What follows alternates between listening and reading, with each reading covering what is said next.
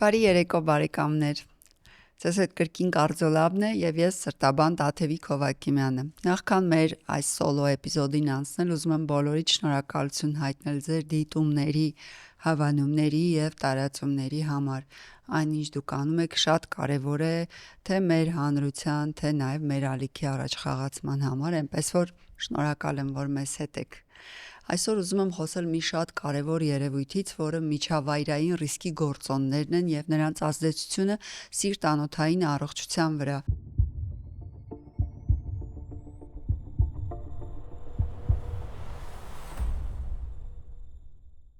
Սիրելի բարեկամներ, մեր հաղորդման գլխավոր գործընկերն է Կարդիոլաբ բժշկական կենտրոնը։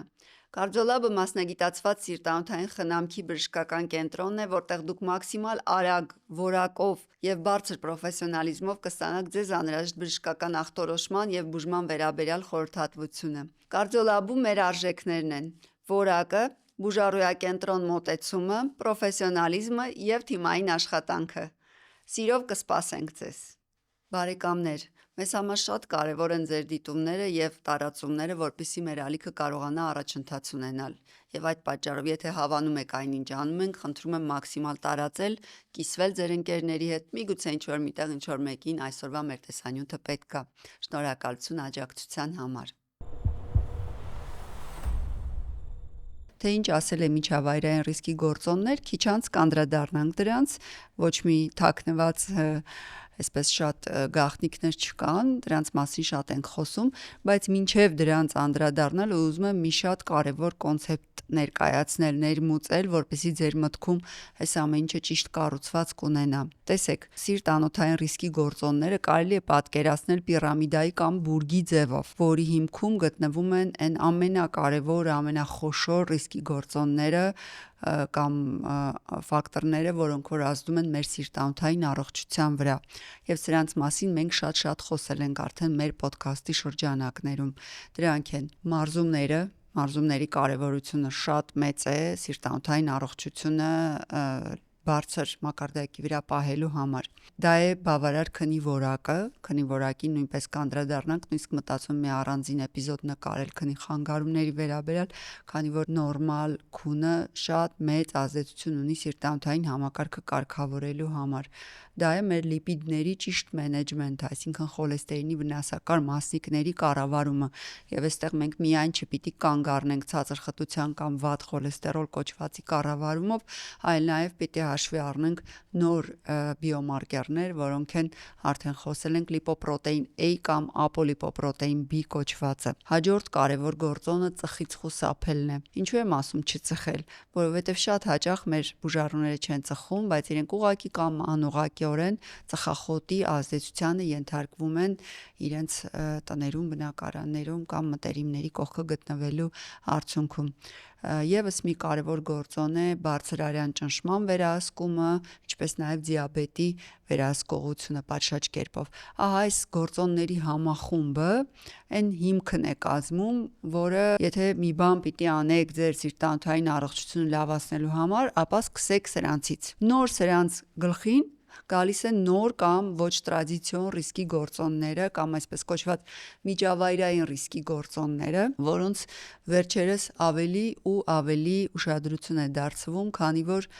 մարդիկ սկսել են ավելի երկար ապրել եւ միջավայրն էլ իր անուղղակի ազդեցությունը ունենում է նաև մեր սիրտ-անոթային առողջության վրա։ Եվ դրանցից առաջինը, որին ուզում եմ անդրադառնանք եւ դրա մասին զրուցենք, դա օդի աղտոտվածությունն է։ Օդի աղտոտվածությունը չափազանց կարևոր է ճիշտ գնահատել եւ ճիշտ կառավարել, քանի որ ինչու է կարևոր, որովհետեւ գոյություն են փոքր մասնիկներ, փոշու հիմնականում փոքրիկ մասնիկներ, որոնք կոչվում են PM2.5, սրանց տրամագիծը 2.5 միկրոնից ավելի փոքր է, իրենք շատ փոքր են։ Համեմատության համար կարող եմ ասել, որ մարդու մազի տրամագիծը 70 միկրոն է, այսինքն մոտ 35 անգամ, 30 անգամ ավելի փոքր, քան մարդու մազը։ Ահա այս մասնիկները ի վիճակի են օդի հետ ճամփորդել դեպի մեր թոքերի ավելի խորքային հատվածներ, որտեղ գտնվում են օդ պարունակող բշտիկներ, որոնք կոչվում են ալվեոլներ, եւ այս ալվեոլներից էլ նրանց մի որոշ մասը անցնում է մեր արյան մեջ, եւ գնալով դեպի արյուն ինքը կարող է վնասել մեր արյունատար անոթների պատը եւ առաջացնել բորբոքում, քրոնիկական բորբոքում, որը իր հերթին նպաստում է աթերոսկլերոզի խորացմանը, թրոմբերի առաջացմանը, անոթի պատի հիվանդացմանը եւ արդյունքում մեծանում է ինֆարկտի, ինսուլտի, բարձր արյան ճնշման, աթերոսկլերոզի եւ թրոմբոզի հավանականությունը մեր օրգանիզմում։ Սա է պատճառը, որ մեզ անպայման անհրաժեշտ է պայքարել օդի աղտոտվածության հետ, բայց ինչ անել, հա? Մենք չենք կարող, օրինակ, մեզանից քչերը երևի կկարողանան փոխել իրենց ապրելու վայրը եւ ենթադրենք Երևանի կենտրոնից, որտեղ բավականին բարձր է աղտոտվածությունը, պետք է նշել, տեղափոխվել գյուղական լեռնային մի վայր, որտեղ շատ մաքուր օդ կլինի, եւ քանի որ սա չենք կարող անել, այստեղ շատ կարեւոր է մի լավ նորություն իմանալ, որ մեզ համար ավելի մեծ էական դեր ունի ոչ թե դրսի, այլ տարածքի ներսի օդի մաքրությունը, քանի որ մեր ժամանակի մոտավորապես 90%-ը մենք անցկացնում ենք փակ տարածություններում, այլ ոչ թե մաքուր օդին։ Եվ ինչպես է հարկավոր պայքարել այդ փակ տարածություններում օդի մաքրությունը ապահովելու համար։ Գիտությունը հետազոտությունները ցույց են տալիս, որ ամենից մեծ էֆեկտիվություն ունեն այսպես կոչված HEPA ֆիլտրներ պարունակող սարքերը, գործիքները, որոնք հենց նախատեսված են օդի մաքրությունը ապահովելու համար, եւ իրենք պիտի աշխատեն ցանկալի է անդադար, բայց եթե նույնիսկ անդադար միացված չեք կարող թողնել, ապա գոնե գիշերային ժամերին ննջասենյակում, ավելի հարմար դիրքը ննջասենյակում այս սարքերը ունենալն է, իրենք կարող են զգալիորեն բարելավել ներսի օդի մաքրությունը եւ թույլ չտալ, որպեսզի աղտոտվածությունը անդրադառնա ձեր առողջության վրա։ Երկրորդ կարևոր դերը ունին իհարկե խոհանոցում այդ վնասակար հոտերի արտահանող գործիքները, որ բոլորս տեսել ենք, սրանք նույնպես կարող են բավականին մաքրել։ Կարևոր է պարբերաբար օդափոխել բնակարանները եւ թույլ չտալ, որպեսզի փակ մնան պատուհանները օրական գոնե մի քանի անգամ կամ ներսում, եթե փակ է, կիրառեք օդափոխիչ սարք անպայման։ Եվ իհարկե էլի կրկին շատ կարևոր դեր ունի փակ տարածքներում չծխելը, որովհետեւ ծխախոտի ծուխը կրում է բազմաթիվ վնասակար մասնիկներ եւ ինքը շատ երկար մնում է փակ տարածություններում, նույնիսկ 1 օրից ավել կարող է մնալ եւ վնասել։ Ինչպես նաեւ բացի ծխախոտից չմոռանանք տարբեր նյութերի վերաբերյալ, որոնք մարդիկ օգտագործում են, օրինակ մոմեր են վառում, ինչ որ հատուկ հոտ արտադրող գործիքներ են կիրառում, ցանկալի է սրանցից բոլորից հնարավորինս հեռու մնալ եւ ոչ մի դեպքում չփոխարինել թարմ մաքուր օդի արկայությունը որևէ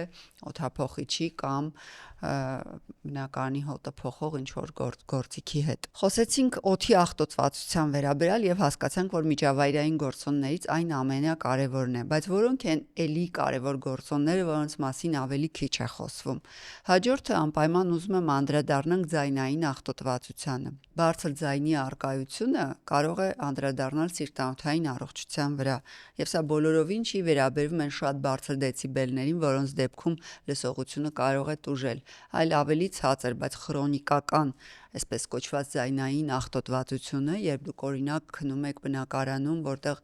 ամբողջ գիշեր լսվում են ինչ-որ աղմուկներ կամ կողքից մեծ ճանապարհ է անցնում կամ ինչպես օրինակ իմ դեպքում է երբեմն պատահում մենք ձորի կողքին ենք բնակվում եւ շատ երկար ժամերով լսում ենք այդ ոչ այնքան հաճելի երաժշտությունները, որոնք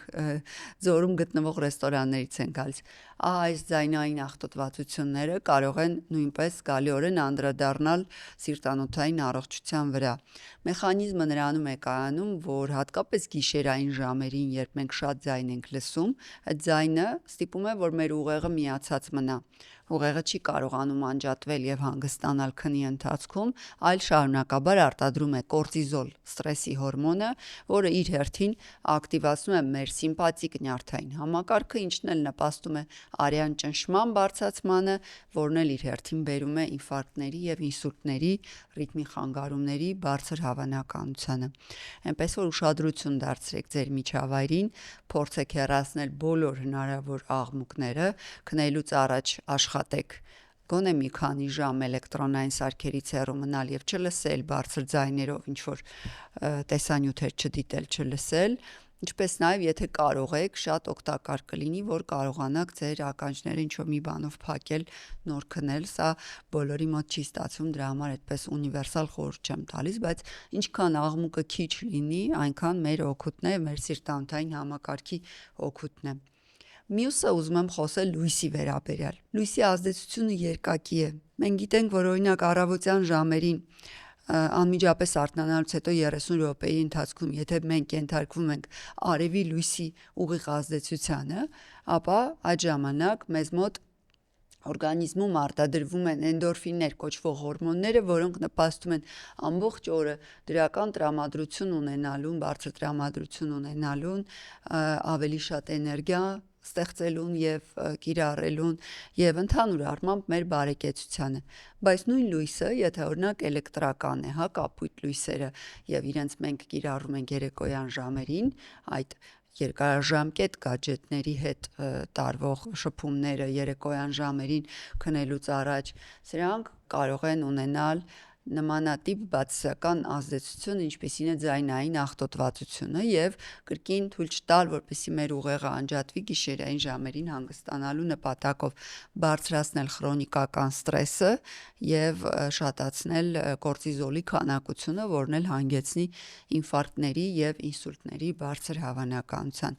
Էնպես որ պայմանավորվեցինք երեկոյան քնից մի 2 ժամ առաջ անջատում ենք բոլոր լույսերը, էկրանները թողնում ենք հյուրասենյակում, գadgetները,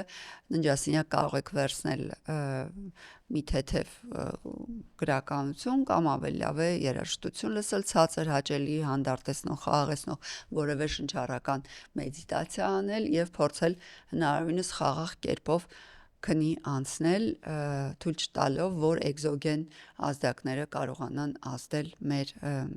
առողջության վրա։ Վերջին միջավայրային ազդակը, որի մասին ուզում եմ խոսել եւ որը իրականում շատ կոնտրովերսիալ է, դեռևս հավաստի շատ աղբյուրներ չունենք սրա վերաբերյալ, գիտականորեն հիմնավորված, դա էլեկտրոմագնիսական դաշտերի եւ 5G-ի ազդեցությունն է մեր առողջության վրա։ Իրականում մի քանի